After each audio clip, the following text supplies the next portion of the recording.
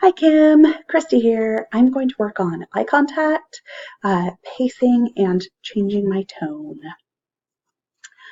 Hi, my name is Christy. I'm a grateful alcoholic and drug addict. That's probably not something that you have heard a lot. When I was 18, shortly after I got out of high school, I really started partying, and I found that that was something that I really enjoyed, and it quickly became my priority.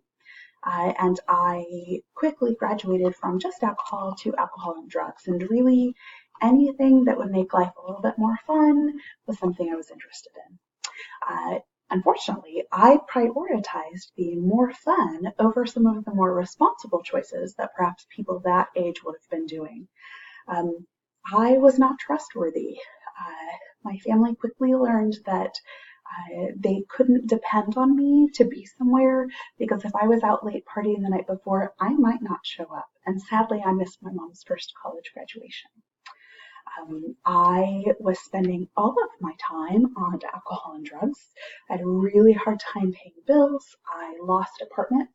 I lost a car. I left a lot of financial debt in my wake and chaos. I quickly became to a point where I was almost unemployable. I could get a job and I could keep it for a little while and then I would leave because it either got in the way of my using or I just couldn't get myself up out of bed to get there. Um, and really, I think for me, the most difficult part of that time is that I couldn't share. I was so worried about getting everything for myself, me, that I couldn't look past myself to help other people.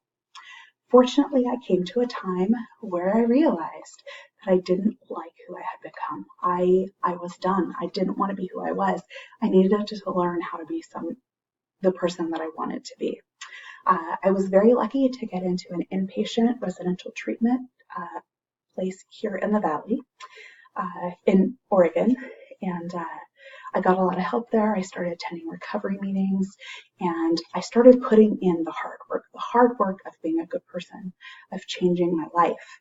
And that was the hard work that I wasn't willing to do before because it was more fun to have fun. My life has changed because of this hard work. I have a great job. I've had my job for 4.5 years. I've been promoted because of my hard work. I have great benefits. I have good pay. I have a lot of gratitude for the place that I have come to, from that girl that couldn't get or keep a job to this girl that has a great job. I'm trusted. My family trusts me. They know if they call me, I will be there to help them, and that means the world to me. I have stuff. I have the things that I couldn't keep before. Can you believe a bank loaned a drug addict enough money to buy a house? That was a big moment for me. I think I was at about 12 years clean and sober when we bought our house, and that, gosh, I'm so full of gratitude about that. Um, and just really, I have gratitude because I'm able to share. I have enough now. I don't need the more. I can take what I have and share with other people. And that is something that has come through the hard work of making difficult choices, of choosing sometimes other people's needs above my own. That's something that my drug addict self couldn't do, that my recovering self has learned to do through that hard work. Um, I hope that you can see now why I can say I'm a grateful alcoholic and drug addict.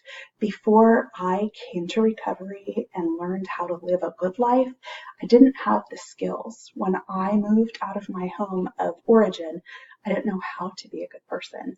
But through recovery and working with other women, I have learned how to be a good person. And so I'm so grateful that I went through that so that I could be where I am now and be able to help others.